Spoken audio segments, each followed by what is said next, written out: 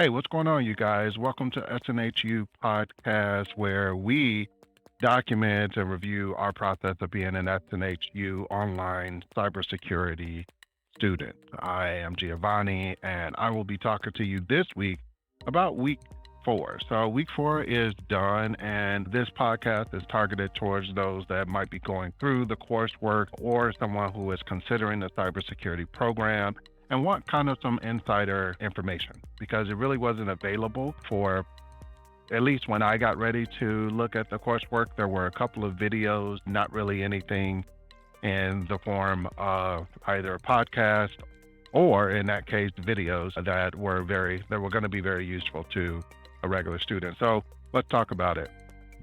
Week four is, or I should say module four, is we are using arrays and array lists to store multiple values of the same type. That's the whole point of week four, and really where you go through and you're going to have a couple of different major things that are coming up. And I talked about this in last week's podcast, but I'll go through those things as well to tie them together. So week four, you're going to have your first project. So let's talk about that. That has the largest score points as far as grade is concerned. So there are some aspects that you need to focus on.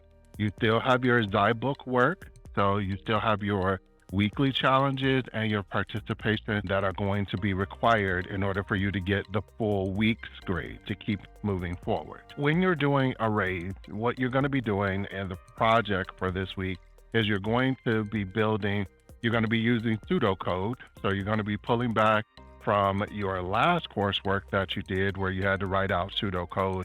You're going to be writing out pseudocode to walk through. You are a developer that has been hired to create, again, this pet app. And to be honest with you, is very similar to your pet app that you created in the last class. You're going to be walking through. What I did was just reach back to my pseudocode that I wrote before and tweak that. That's really all you need to do and all you need to focus on. After that, I started working on the flow chart. So you're going to have to do flow charts. And I think at this point, one thing you should consider doing is getting really good at flow charts or finding a software that you're going to be comfortable doing flow charts with. I know we have software we have to use for school. I don't honestly use that software. So just because to me, the software is not very user friendly.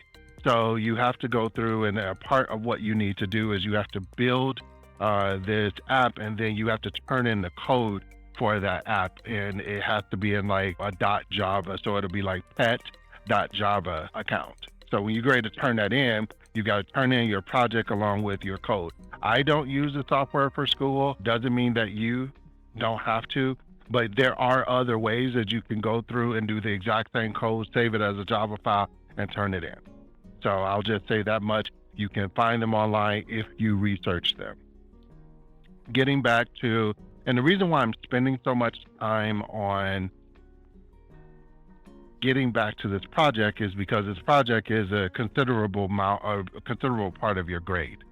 So I would spend quite a bit of time there. The second thing I would do, there was one particular aspect of the learning challenges this week that really stumped me. And when I'm talking stumped me, it stumped me for 4.5 hours. So I'll talk about that a little bit more as well, because right now I think we're just working our way backwards. And so for you, when you're going through this week's work, the Zybooks 4.1 Zybooks participation activities will be fairly easy. That won't get you. What will get you is the 4.5 people's weight.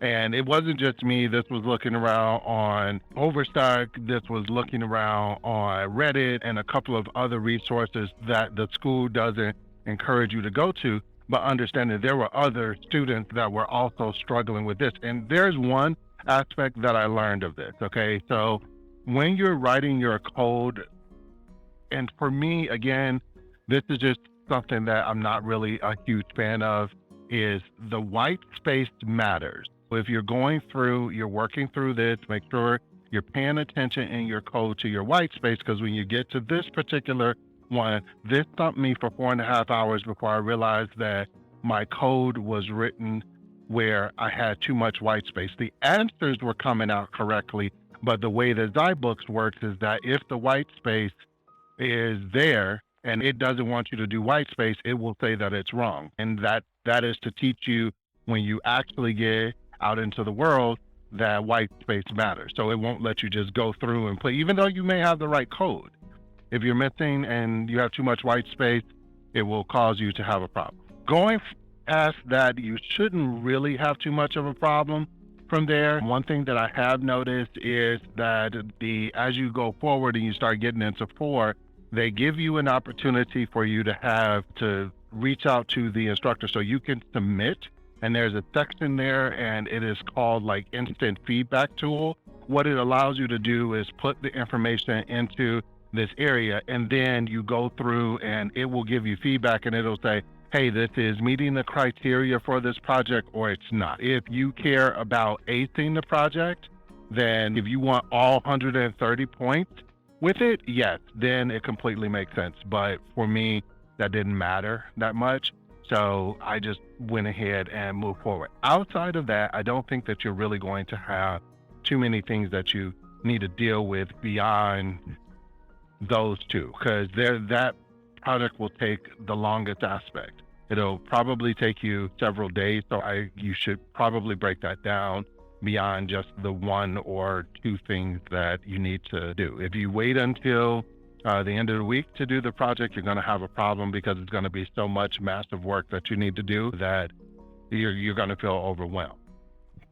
But other than that, that was the whole entire thing. There's not really much else outside of your submission for that. You do have a template that you need to go through to put that information in. You can't just freehand this. You can't just throw it into any type of document. You need to make sure that you're going through and you're putting it in the correct format. Outside of that, that is really about it. You're going to start having some STEM classes now too, meaning far as like access to some STEM things. So if you are struggling in some areas, whether it's like Java, Python, Eclipse, something like that, you will be able to get all of that. There's workshops for that. So just understand those will start to appear at this point. But other than that, you should have a good week, and there shouldn't be much that you're going into. You're now preparing for your week 5. If there's anything that you can think of that you need to ask questions on regarding week 4, you can absolutely reach out to me and I'll be happy to answer them. All right, I'll talk to you guys later, and get ready for Module 5. Seems to be a beast, at least from what I'm looking at. So there's a lot that's there. You will have to do a couple of things. One of them is a discussion for week 5, but we'll talk about that later next week. All right.